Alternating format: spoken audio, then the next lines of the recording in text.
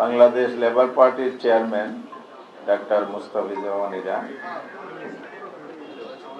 এরপরে আমাদের জাগপা জাতীয় গণদলের মুখপাত্র, সেন্ট্রাল কমিটির সহসভাপতি ইঞ্জিনিয়ার রাশেদ প্রধান, আমার বাংলাদেশ এবি পার্টির যুগ্ম মহাসচিব বুকে আবদুল্লাহ মামুন রানা, এরপরে আমাদের মাঝে লিপির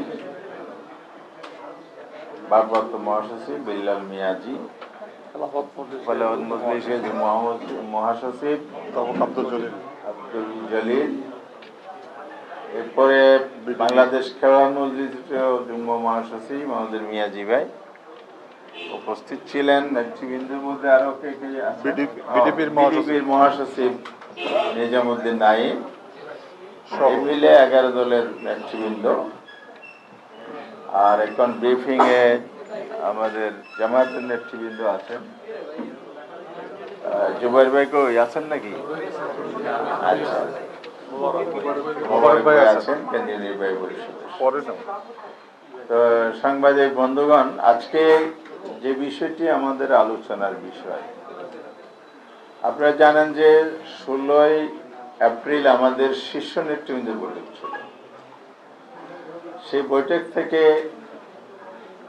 যে কর্মসূচি ঘোষণা এসেছে, প্রথমে আমরা ঢাকা মহানগরীতে গণমিছিল করেছি 18 তারিখ এপ্রিল, 25 তারিখ ছিল সিটি কর্পোরেশনগুলোতে, আগামী 2 তারিখ সারা দেশে জেলাগুলোতে বিক্ষোভ গণমিছিল আছে। এর মধ্য দিয়ে এই পর্বের প্রোগ্রামের প্রায় শেষ দিকে, 2 তারিখের মধ্যে দিয়ে শেষ হবে। একই শীর্ষ বৈঠকের ঘোষণা ছিল আমরা বাংলাদেশের 7টা বিভাগীয় শহরে পার্শ্ববর্তী জেলাগুলো সহ বিভাগীয় পর্যায়ের সমাবেশ করব। সেখানে শীর্ষ নেতৃবৃন্দ উপস্থিত থাকবেন, জাতির উদ্দেশ্যে বক্তব্য রাখবেন। আমাদের মূল যে দাবিটা আছে, গণভোটের গণরায় বাস্তবায়ন এবং জনদুর্ভোগ নিরসন, জ্বালানি সংকট নিরসন, দ্রব্যমূল্য নিয়ন্ত্রণ এবং আইন শৃঙ্খলা পরিস্থিতির উন্নতি, চাঁদাবাজি, সন্ত্রাস, নৈরাজ্য বিভিন্ন জায়গায় হচ্ছে, দখলদারিত্ব হচ্ছে।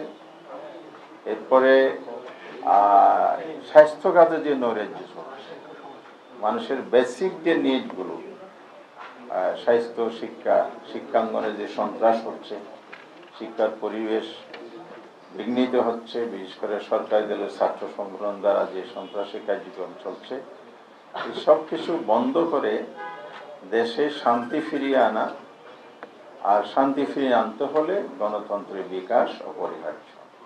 কিন্তু সরকার সেদিকে না গিয়ে দলীয়করণ এত বেশি হচ্ছে, নিয়োগ বাণিজ্য, বদলি, পদোন্নতির ক্ষেত্রে একচাটিয়া দলের লোক নিয়োগ করা, স্থানীয় সরকার নির্বাচন না দিয়ে দলীয় লোকদেরকে প্রশাসন নিয়োগ করা হচ্ছে।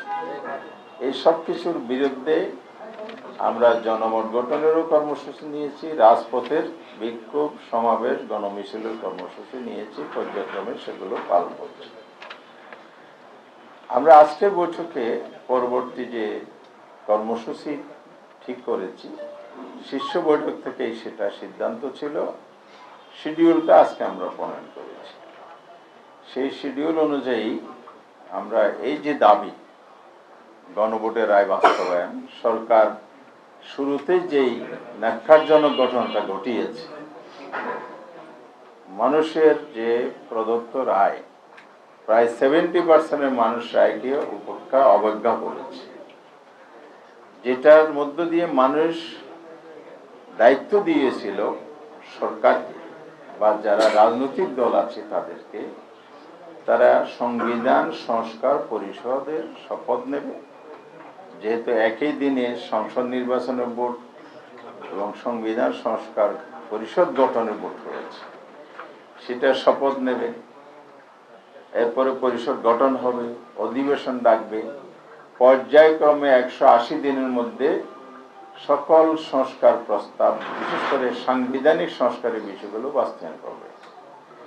সরকারি দল নির্বাচনের আগে সেই প্রতিশ্রুতি দিলেও, জনগণের কাছে প্রকাশ্যে ভোট চাইলেও, আবার টোটাল মেজরিটির যে তাদের সমর্থনের কথা তারা বলে, দাবি করে তারা, সেটার জোরে জনগণের এই মতকে উপেক্ষা করেছে। তারা শপথ নেয় নেই সংবিধান সংস্কারের সদস্য হিসেবে, এবং পরিষদ না ডেকে পার্লামেন্টে চলচাতুরি করে, বিশেষ করে ক্ষমতার জোর, টোটাল মেজরিটির জোর, এইসবকে কাজে লাগিয়ে তারা এখন সংবিধান সংশোধনের প্রস্তাব আনার জন্য প্রক্রিয়া শুরু করেছে। আমরা আজকের এই প্রেস ব্রিফিং এর মাধ্যমে, আপনাদের মাধ্যমে এটা নিন্দা জানাচ্ছি, প্রতিবাদ জানাচ্ছি, দেশবাসীকে সজাগ করছি। আপনাদের রায় নিয়ে যে সিনেমিনি খেলা হচ্ছে, এটার বিরুদ্ধে আরো জনমত শক্তিশালী করতে হবে, আমাদের আন্দোলনকে আরো বেগবান শক্তিশালী করতে হবে। এছাড়া জনগণের যেসব সমস্যা বলে আমরা বলেছি, সেগুলোর সমাধানেও জনগণকে সম্পৃক্ত করে আমরা নিয়মতান্ত্রিকভাবে রাজপথের আন্দোলন 11 দফার মাধ্যমে আরো সুসংহত এবং জোরদার করতে চাই। সেই লক্ষ্যে আমরা 7টি বিভাগে ভিন্ন ভিন্ন তারিখে সমাবেশ করার সিদ্ধান্ত নিয়েছি, যা আজকে এখানে ঘোষণা হচ্ছে। প্রথম হচ্ছে, আমরা মে মাসের 16 তারিখ থেকে শুরু করব। 2 তারিখ যেহেতু আমাদের জেলা পর্যন্ত প্রোগ্রাম আছে, তার সাথে আবার ইতিমধ্যে ঘোষিত বিভিন্ন জেলা শহরে সেমিনারের এই দাবিগুলোর উপর সেমিনারের কর্মসূচি চলমান আছে। যেমন আগামী 10 তারিখ চট্টগ্রাম মহানগরীতে 11 দলের এই সেমিনার আয়োজন আছে। পর্যায়ক্রমে প্রত্যেক জেলা মহানগরীতে এই সেমিনারগুলো অনুষ্ঠিত হবে। এই জন্য আমরা প্রতি মাসেই প্রোগ্রাম রেখেছি। সামনে যেহেতু একটা ঈদ আছে, ঈদের আগে আমরা একটির বেশি প্রোগ্রাম নিতে পারছি না, মানুষ কেনাকাটা নিয়ে ব্যস্ত হয়ে যাবে। এই জন্য 16 মে আমরা রাজশাহীতেই বিভাগীয় সমাবেশ করব। এরপরে ঈদের ছুটি একটা দীর্ঘ সময় থাকে, সেটা বিবেচনায় এনে আমরা 13 জুন চট্টগ্রামে বিভাগীয় সমাবেশ করব। এরপরে 20 জুন আমরা খুলনাতে বিভাগীয় সমাবেশের প্রোগ্রাম ঠিক করেছি। 27 জুন আমরা ময়মনসিংহে বিভাগীয় সমাবেশ নির্ধারণ করেছি। এরপরে 11 জুলাই রংপুর বিভাগীয় সমাবেশ, 18 জুলাই বরিশাল বিভাগীয় সমাবেশ, 25 জুলাই সিলেটে বিভাগীয় সমাবেশ করা হবে।